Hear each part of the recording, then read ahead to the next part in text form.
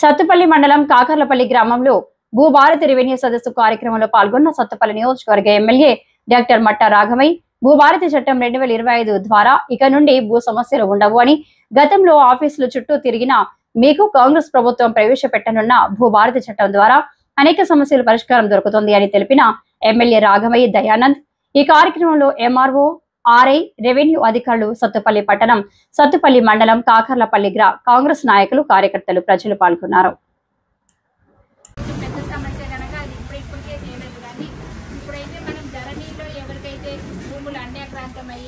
చాలా మంది రైతులు ఇబ్బంది పడుతున్నారు. అప్పుడు ధరణిలో పోర్టల్లో మనకు కనపడని వివరాలన్నీ ఉన్నాయి. అప్పుడు హైడ్ చేసేవాళ్ళు.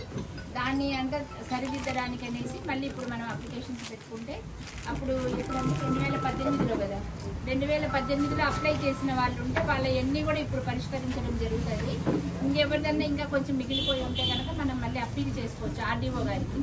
ఇది వారం అండి మీకు ఎంఆర్ఓ గారి దగ్గర వారంలో అవ్వాలి. అవ్వకపోతే ఆర్డీఓ గారి దగ్గర నెల లోపల అయిపోతుంది. ఏ ప్రాబ్లం అయినా సరే అక్కడ అవ్వకపోతే మనం కలెక్టర్ వెళ్ళొచ్చు. కలెక్టర్ దగ్గర 3 నెలల్లో అయిపోతుంది సమస్య అంతా.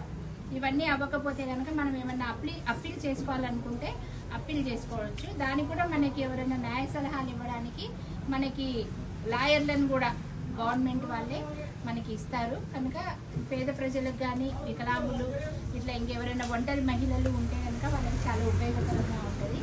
దాదాపు 90% నాకు తెలిసి ఈ భూభారతిలో సాల్వ్ అయిపోతాయి మన ప్రాబ్లమ్స్.